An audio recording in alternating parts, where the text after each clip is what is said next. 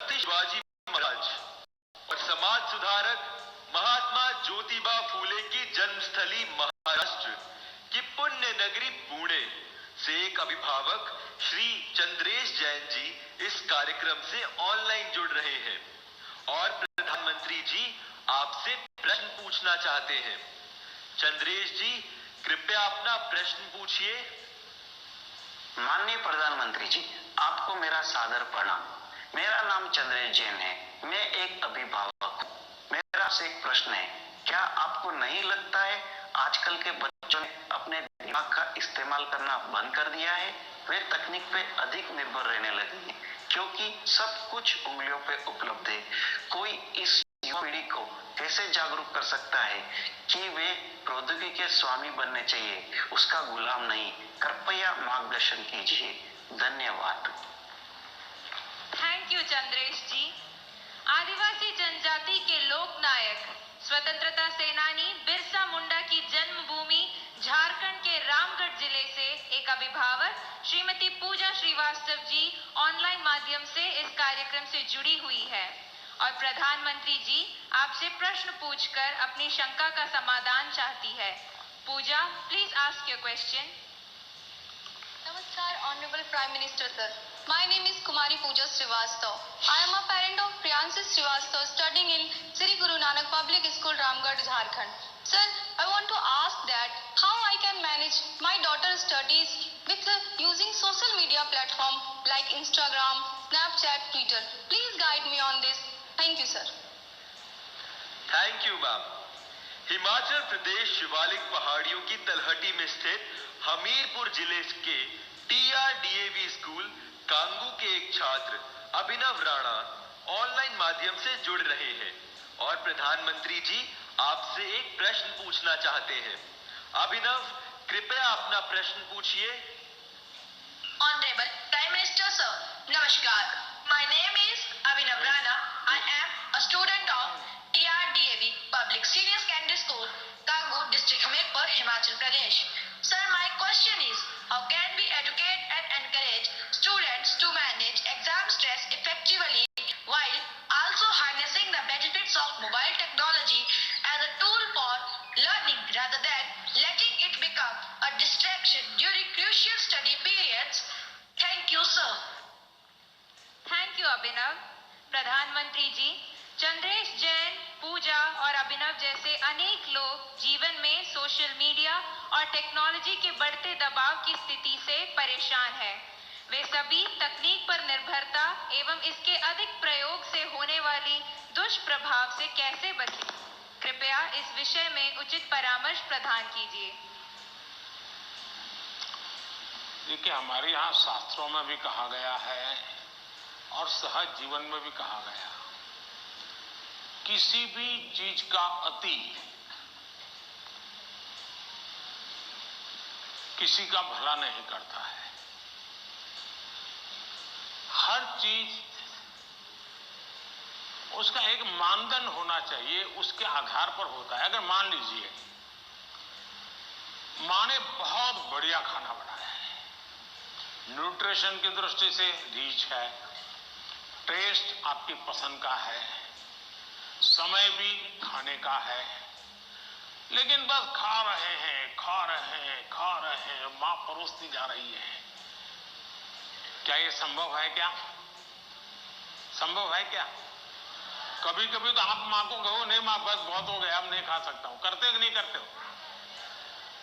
अपनी प्रिय खाना था, हर प्रकार से न्यूट्रिशन वैल्यू वाला था, वो समय भी ऐसा था, खाने का वक्त था, फिर भी एक स्टेज आ जाता है जब वो खाना आपके लिए तकलीफ कर सकता है, वॉमिटिंग करवाएगा, हेल्थ खराब कर देगा। आपका कितना ही प्रिय खाना आपको रुकना पड़ेगा। रुकना पड़ता कि नहीं रुकना पड़ता? वैसे ही मोबाइल के ऊपर कितना ही प्रिय चीजें, कितनी ही चीजें आती हो, लेकिन कुछ तो समय तय करना पड़ेगा। और मैंने देखा है आजकल बहुत से लोगों को जब भी देखो लगे पड़े हैं। आपने देखा होगा मेरे हाथ में भी बहुत रेयर केस में कभी मोबाइल फोन मेरे हाथ में होता है,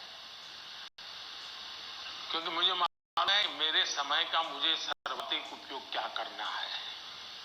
जबकि मैं ये भी मानता हूं कि इंफॉर्मेशन के लिए मेरे लिए एक बहुत आवश्यक साधन भी है, लेकिन उसका कैसे उपयोग करना, कितना करना, इसका मुझे विवेक होना चाहिए। और ये दोनों जो पेरेंट्स की चिंता है वो इन दो की नहीं है, हर पेरेंट्स की चिंता है।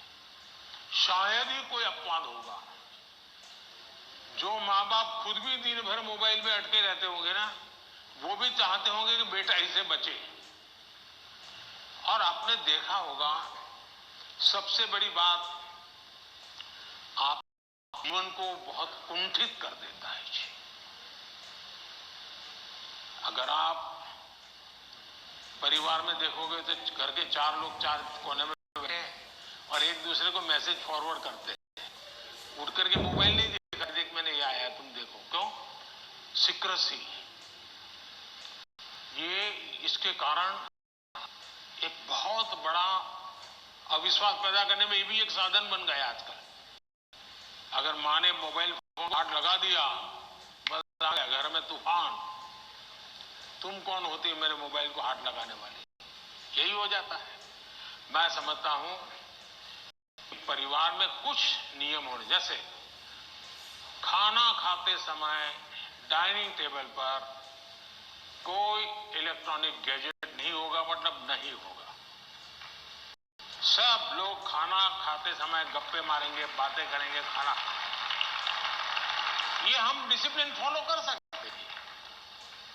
घर के अंदर मैंने पहले भी कहा है, दोबारा कहता हूं, नो गैजेट जोन, कि भाई ये कमरे में कोई गैजेट की एंट्री नहीं, हम बैठ के बातें करेंगे, गप्पे मारेंगे।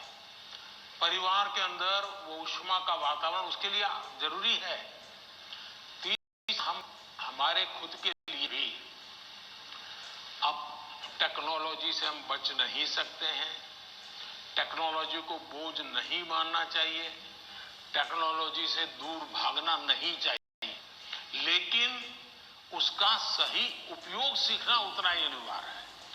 अगर आप टेक्नोलॉजी से परिचित हैं, आपके माता पिता को पूरा नॉलेज नहीं है, सबसे पहला आपका काम है आज मोबाइल पर क्या क्या अवेलेबल है उनसे क्या कीजिए, उनको एजुकेट कीजिए और उनको विश्वास में लीजिए कि देखिए मैथ्स में मुझे ये चीजें यहां मिलती हैं, केमिस्ट्री में मुझे ये मिलती है, इसमें ये मिलती है, और मैं इसको देखता हूं, आप भी देखिए, तो वो भी थोड़ी रुचि लेंगे। वरना क्या होगा, हर बार उनको लगता होगा कि मोबाइल मतलब ये दोस्तों के साथ चिपका हुआ है, मोबाइल मतलब रील देख रहा है।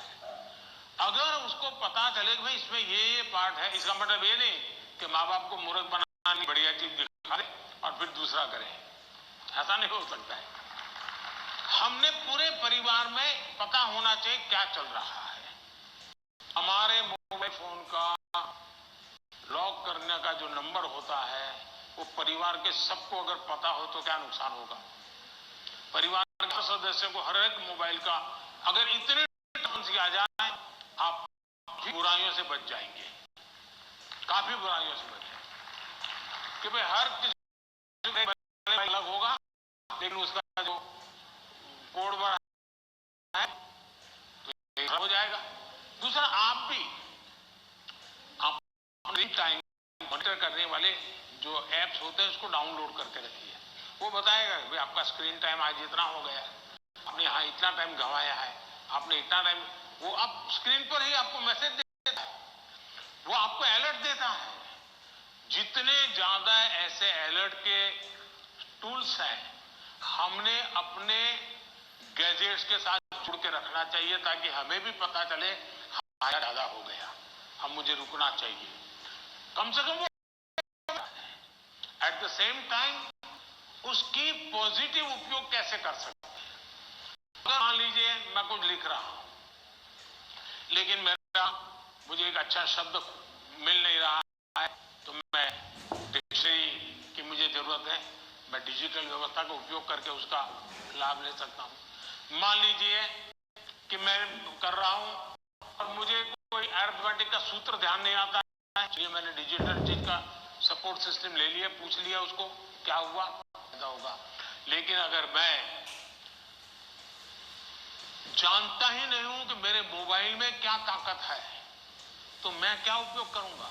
और इसलिए मुझे लगता है कि कभी क्लास में भी मोबाइल के पॉजिटिव पहलू क्या क्या है, पॉजिटिवली उपयोग आने वाली कौन सी चीजें हैं, कभी 10-15 मिनट क्लासरूम में चर्चा करनी चाहिए। कोई स्टूडेंट अपने अनुभव बताएगा कि मैंने उस वेबसाइट को देखा, हमारे स्टूडेंट्स के लिए अच्छी वेबसाइट है, मैंने उस वेबसाइट को देखा, फलाने सभी के लिए वहां अच्छी लर्निंग मिलती है, अच्छे लेसन मिलते हैं। मान लीजिए टूर आई है, कहीं टूर प्रोग्राम हमारे पास है और बच्चे चाहे कि चलो भाई हम जैसलमेर जाए, तो कहा जाए ऑनलाइन जाओ भाई जैसलमेर पूरा प्रोजेक्ट रिपोर्ट बनाओ, तो उसको पॉजिटिव करने की आदत डालनी चाहिए। उसको लगना चाहिए कि तुम्हारी मदद में बहुत सी सारी व्यवस्थाएं उपलब्ध है, तुम इसका उपयोग करो। जितना ज्यादा सकारात्मकता से आप उपयोग करोगे उतना को लाभ होगा। और मेरा आग्रह रहेगा कि हमने उसे दूर भी नहीं भागना है, लेकिन हमने हर चीज का विवेक से और पूरे परिवार में ट्रांसपेरेंसी, जितनी ज्यादा ट्रांसपेरेंसी आएगी, चुप चुप करके देखना पड़े तो मतलब कुछ गड़बड़ है। जितनी ट्रांसपेरेंसी आएगी उतना ज्यादा होगा। बहुत बहुत धन्यवाद।